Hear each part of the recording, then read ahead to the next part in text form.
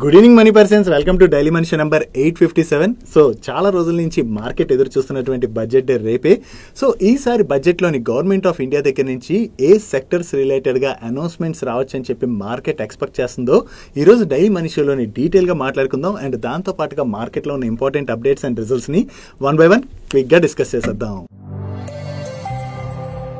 ముందుగా market update చూసినట్లయితే ఈ రోజు సెషన్ లో సెన్సెక్స్ 102 పాయింట్స్ కరెక్ట్ అయ్యి 80,502 పాయింట్స్ కి క్లోజ్ అయినట్లయితే నిఫ్టీ 21 పాయింట్స్ కరెక్ట్ అయ్యి 24,509 పాయింట్స్ కి క్లోజ్ అయింది. అండ్ ఈ రోజు సెషన్ లో మిడ్ క్యాప్ ఇండెక్స్ 1.14% పెరిగినట్లయితే స్మాల్ క్యాప్ ఇండెక్స్ 0.92% పెరిగింది. And bank Nifty almost flat గా క్లోజ్ అయింది. అండ్ ఈ రోజు మార్నింగ్ నుంచి కూడా మన మార్కెట్ లోని చాలా వాలటాలిటీ కనపడింది కదా. మార్కెట్ లో మెయిన్లీ ఈ వాలటాలిటీ కనపడడానికి రీజన్ కొన్ని కంపెనీస్ యొక్క నెంబర్స్ కొంత డిసప్పాయింటింగ్ గా రావడంతో దాంతో కొంత మార్కెట్ లో చూసాం. దాంతో పాటు వాలటాలిటీ ఇంతలా కనపడడానికి కారణం రేపు బడ్జెట్ డే. మీ అందరికి ఐడియా ఉన్నది కదా ఆల్రెడీ. సో ఈసారి బడ్జెట్ లోని గవర్నమెంట్ ఆఫ్ ఇండియా దగ్గర నుంచి వేరియస్ సెక్టర్స్ రిలేటెడ్ గా అనౌన్స్మెంట్స్ రావచ్చు అని చెప్పి మార్కెట్ లోని ఎక్స్పెక్టేషన్స్ అయితే ఉన్నాయి. సో మార్కెట్ ఎక్స్పెక్ట్ చేస్తున్న విధంగా ఈ అనౌన్స్మెంట్స్ వచ్చాయనుకోండి, దెన్ దట్ ఈస్ ఫైన్. అలా కాకుండా ఏవైనా అనౌన్స్మెంట్స్ మార్కెట్ ఎక్స్పెక్ట్ చేసిన విధంగా రాలేనట్లయితే రేపు మన మార్కెట్ లోని కొంత ప్రెషర్ కనపడేటువంటి అవకాశం ఉన్నది. సో రేపు కూడా మార్కెట్ లో ఈ వాలటాలిటీ కంటిన్యూ అవ్వచ్చు కాబట్టి short term investors and traders ఎవరైతే ఉంటారో వాళ్ళు రేపు మార్కెట్ తోని కొంత జాగ్రత్తగా ఉండడం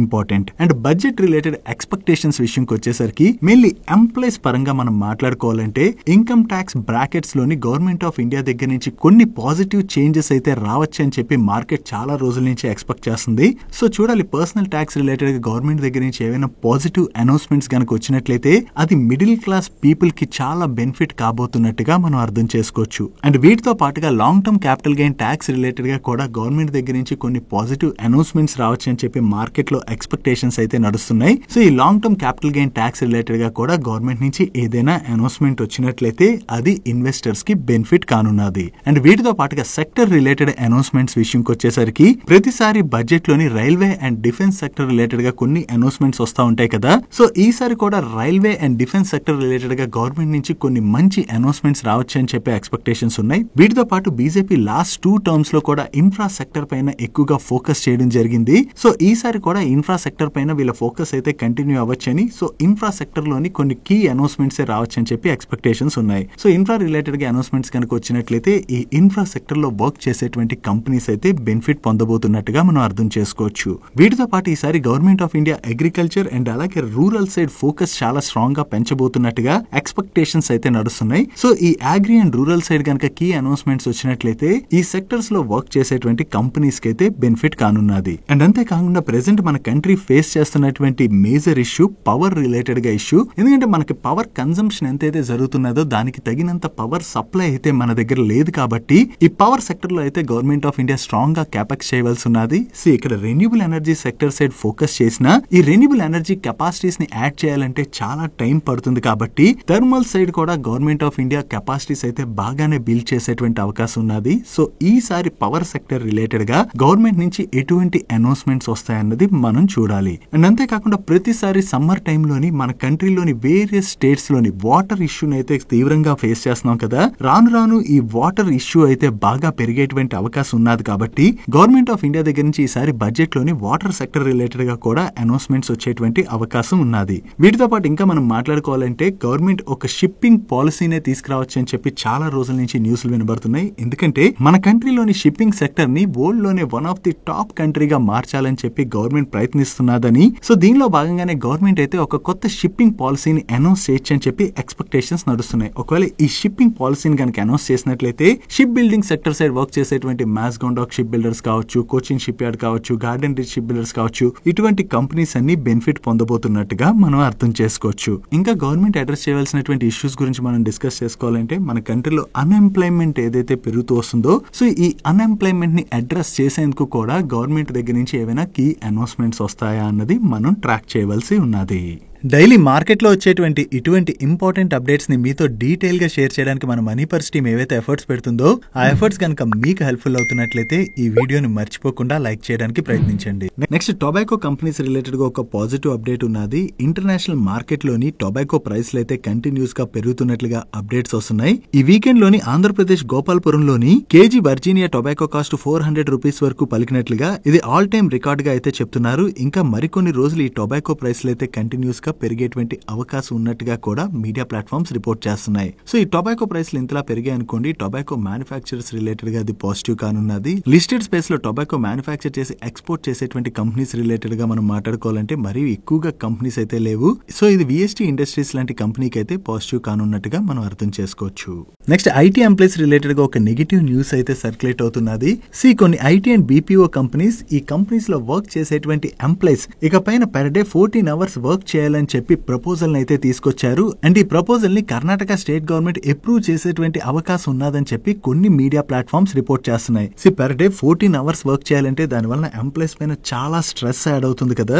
దట్టు మాకు తెలిసినంత వరకు కొన్ని ఐటీ కంపెనీస్ లో ఉన్నటువంటి ఎంప్లాయీస్ ఆల్రెడీ ఎక్కువ గంటలే వర్క్ చేస్తున్నారు కూడా. సో ఈ వీడియో చూసేటువంటి మీలో కూడా చాలా మంది ఐటీ ఎంప్లాయీస్ ఉంటారు కదా, మీరు రోజుకి ఎన్ని గంటలు వర్క్ చేస్తున్నారు అన్నది కింద కామెంట్ సెక్షన్ లో కామెంట్ చేయడానికి ప్రయత్నించండి. But per day 14 hours work చేయాలని కనుక రూల్ ని తీసుకొచ్చినట్లయితే దానివల్ల ఐటీ ఎంప్లాయీస్ పైన అడిషనల్ స్ట్రెస్ చాలా యాడ్ అవబోతున్నట్టుగా మనం అర్థం చేసుకోవచ్చు.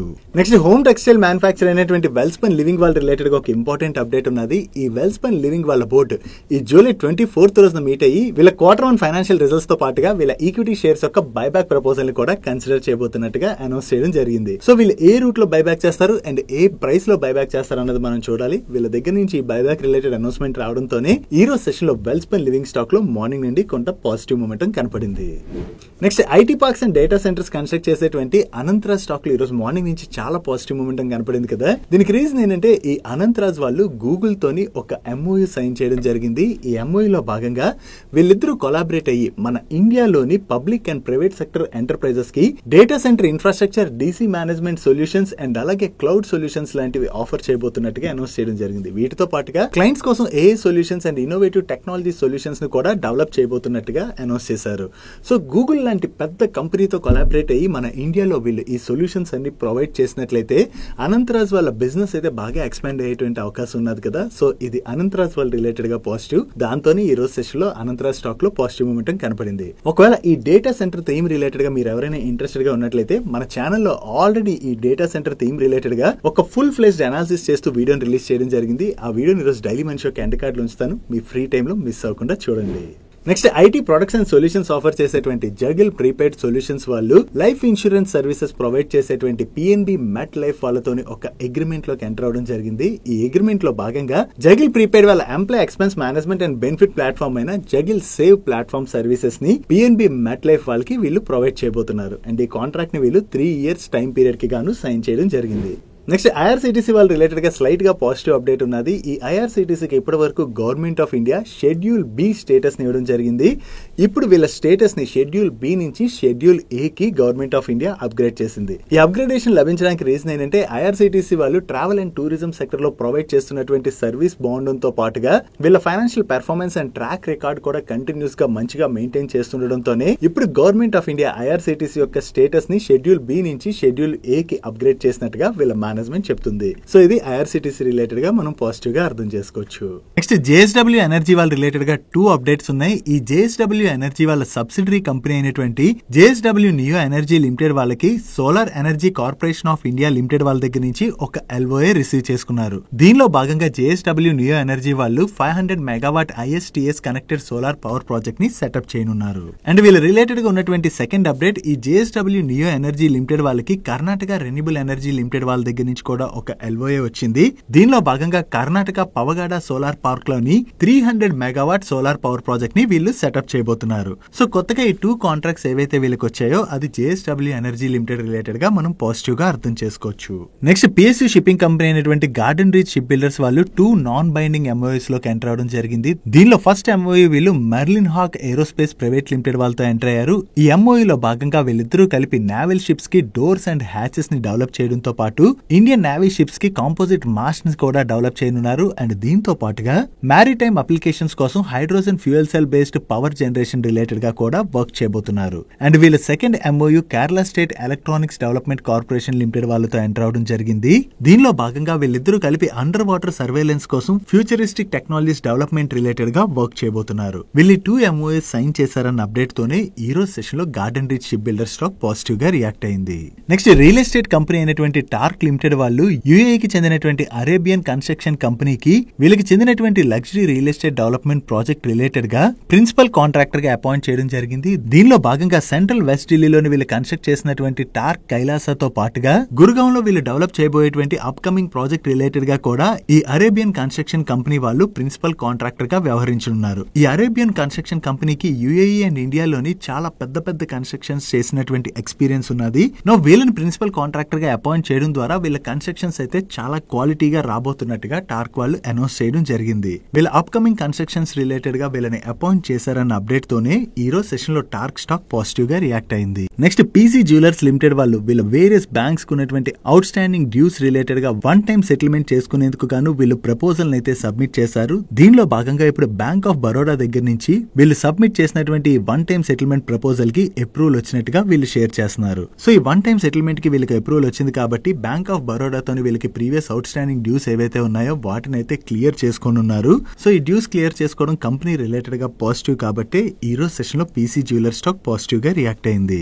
నెక్స్ట్ ఏవియేషన్ సెక్టర్ లోని వాళ్ళ సర్వీసెస్ ఆఫర్ చేసేటువంటి రోల్స్ రాయ్స్ వాళ్ళు టీసీఎస్ వాళ్ళతో కొలాబరేషన్ అనౌన్స్ చేశారు. ఈ కొలాబరేషన్ లో భాగంగా వీళ్ళిద్దరూ కలిపి hydrogen fuel cell system technology related గా వర్క్ చేయనున్నారు. ఈ ఏవియేషన్ సెక్టర్ లోని హైడ్రోజన్ యూసేజ్ రిలేటెడ్ గా కీ ఛాలెంజెస్ ఏవైతే ఉన్నాయో వాటిని అడ్రస్ చేసేందుకు గాను రోల్స్ రాయ్స్ వాళ్ళకి టీసీఎస్ వాళ్ళు engineering skill and support services అయితే ప్రొవైడ్ చేయబోతున్నట్టుగా అప్డేట్ చేయడం జరిగింది. సో ఈ ఏవియేషన్ సెక్టర్ లోని హైడ్రోజన్ యూసేజ్ రిలేటెడ్ గా వీళ్ళిద్దరూ కలిపి వర్క్ చేయబోతున్నారు కదా. ఇది గనక సక్సెస్ఫుల్ అయినట్లయితే అది టీసీఎస్ రిలేటెడ్ గా పాజిటివ్ కానుంది. నెక్స్ట్ వరుణ్ బెవరేజెస్ వాళ్ళ దగ్గర నుంచి కెపాసిటీ ఎక్స్పాన్షన్ రిలేటెడ్ గా ఒక అనౌన్స్మెంట్ వచ్చింది. వీళ్ళ సబ్సిడరీ కంపెనీ అయినటువంటి వరుణ్ బెవరేజెస్ ఆర్డీసీ ఎస్ఏఎస్ వాళ్ళు సెంట్రల్ ఆఫ్రికన్ కంట్రీ అయినటువంటి డెమోక్రటిక్ రిపబ్లిక్ ఆఫ్ కాంగోలో ఉన్నటువంటి వీళ్ళ మ్యానుఫ్యాక్చరింగ్ ఫెసిలిటీలోని carbonated soft drinks and packaged drinking water యొక్క కమర్షియల్ ప్రొడక్షన్ ని స్టార్ట్ చేయడం జరిగింది. సో ఇక్కడ కమర్షియల్ ప్రొడక్షన్ ని స్టార్ట్ చేయడం ద్వారా వీళ్ళకి ఎడిషనల్ కెపాసిటీస్ యాడ్ అవుతాయి కదా. ఈ యాడ్ అయినటువంటి కెపాసిటీస్ ద్వారా వీళ్ళకి ఎడిషనల్ సేల్స్ కూడా జనరేట్ అయినట్లయితే అది వరుణ్ బెవరేజెస్ వాళ్ళ రిలేటెడ్ గా పాజిటివ్ కానుంది. నెక్స్ట్ రీసెంట్ గా వేదాంత వాళ్ళు క్యూఏపీ రూట్ లో ఫండ్ రైజ్ చేయబోతున్నట్టుగా అనౌన్స్ చేశారు కదా. ఈ క్యూఏపీ లాస్ట్ వీక్ లో ఓపెన్ అయ్యి అండ్ ఆల్రెడీ క్లోజ్ అయిపోయింది కూడా.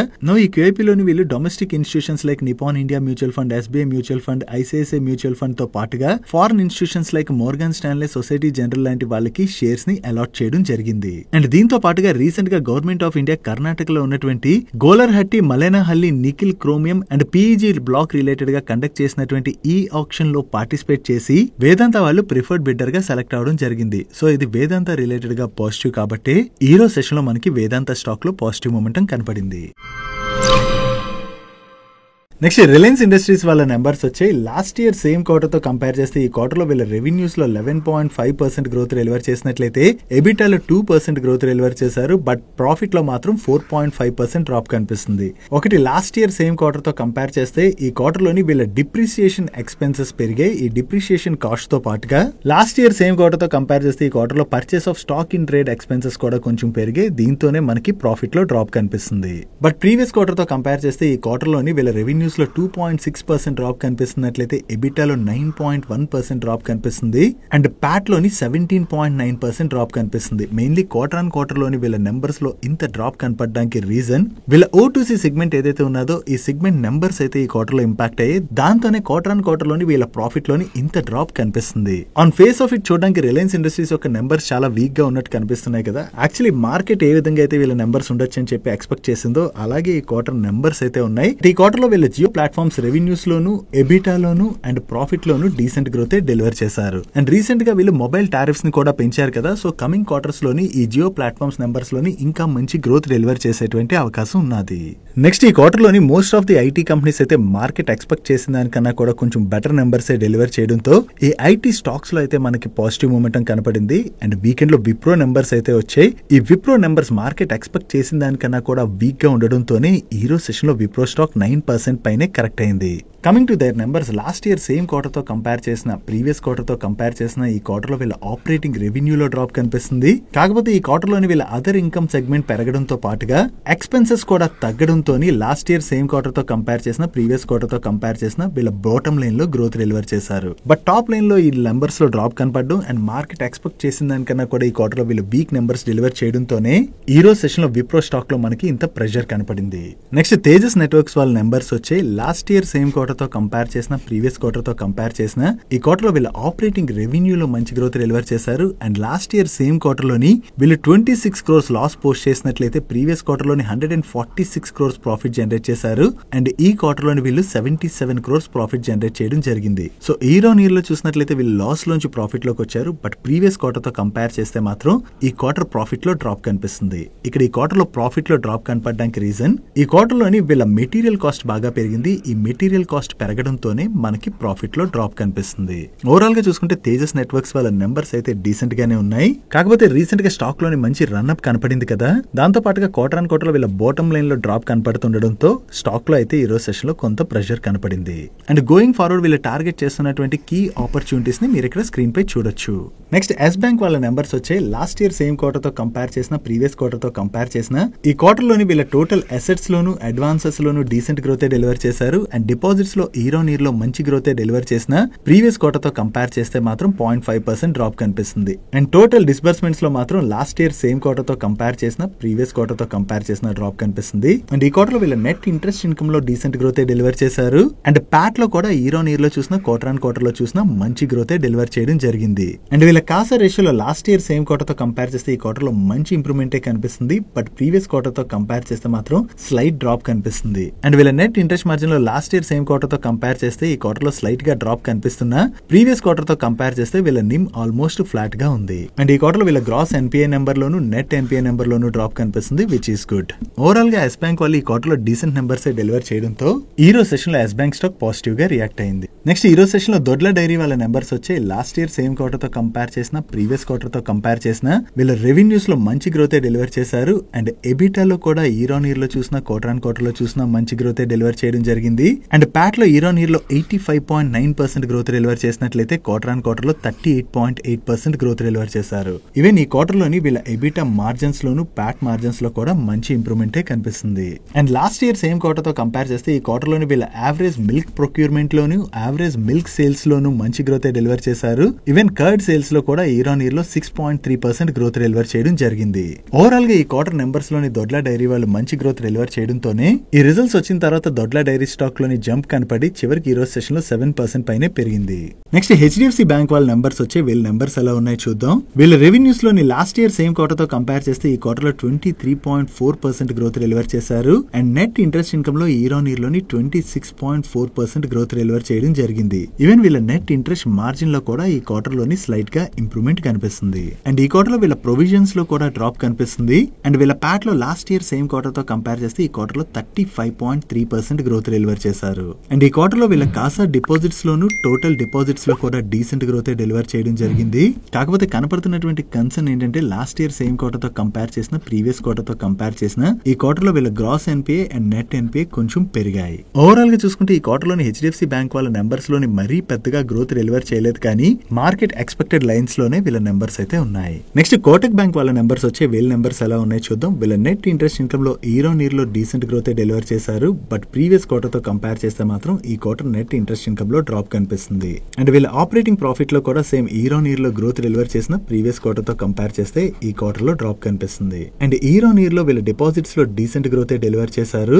అండ్ కాసా డిపాజిట్స్ లో కూడా డీసెంట్ గ్రోత్ డెలివర్ చేయడం జరిగింది. బట్ ప్రీవియస్ క్వార్టర్ తో కంపేర్ చేస్తే మాత్రం వీళ్ళ కాసా డిపాజిట్స్ లోను టోటల్ డిపాజిట్స్ లోను డ్రాప్ కనిపిస్తుంది. అండ్ ఈ క్వార్టర్ లో వీళ్ళ నెట్ అడ్వాన్సెస్ లో అయితే డీసెంట్ గ్రోత్ డెలివర్ చేయడం జరిగింది. Coming to NPA ratio last year same quarter తో కంపేర్ చేస్తే ఈ క్వార్టర్ లోని వీళ్ళ గ్రాస్ ఎన్పిఏ లో బాగానే డ్రాప్ కనిపిస్తుంది. బట్ ప్రీవియస్ క్వార్టర్ తో కంపేర్ చేస్తే ఈ క్వార్టర్ లో వీళ్ళ గ్రాస్ ఎన్పిఏ ఆల్మోస్ట్ సిమిలర్ గానే ఉన్నది. అండ్ సిమిలర్లీ నెట్ ఎన్పిఏ లో కూడా ఇయర్ ఆన్ ఇయర్ లో బాగానే డ్రాప్ కనిపిస్తుంది. బట్ ప్రీవియస్ క్వార్టర్ తో కంపేర్ చేస్తే మాత్రం ఈ క్వార్టర్ లో వీళ్ళ నెట్ ఎన్పిఏ స్లైట్ గా పెరిగింది.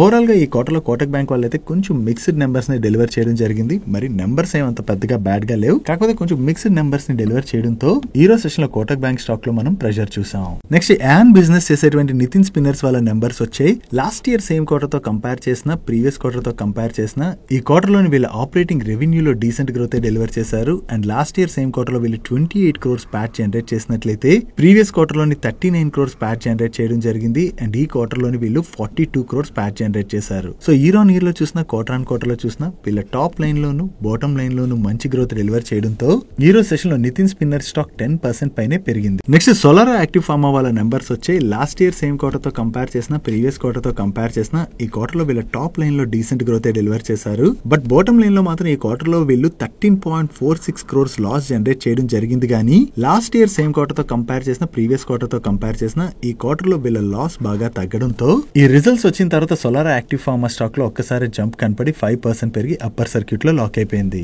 That's it for today's daily మనిషి గైస్. ఈ రోజు డైలీ మనిషిలో మేము షేర్ చేసిన ఇన్ఫర్మేషన్ మీకు నచ్చినట్లయితే ఈ వీడియోని లైక్ చేయండి అండ్ ఈ video me friends and family members helpful అవుతుంటే ఈ వీడియోని వాళ్ళకి షేర్ చేయండి. అండ్ మీరు ఇదే ఫస్ట్ టైం మన మనీ పర్స్ ఛానల్కి వచ్చి ఛానల్ ఇంకా సబ్స్క్రైబ్ చేయలేనట్లయితే ఇక్కడ ఉన్న ఛానల్ లోగో మీద క్లిక్ చేసి ఛానల్ సబ్స్క్రైబ్ చేసుకుంటూ పక్కన ఉన్న బెల్ ఐకాన్ లోని ఆల్ నోటిఫికేషన్స్ యాక్టివేట్ చేసుకోండి. నేను చంద్రశేఖర్ పత్రి మరొక ఇంట్రెస్టింగ్ వీడియోతో కలుద్దాం. Good night.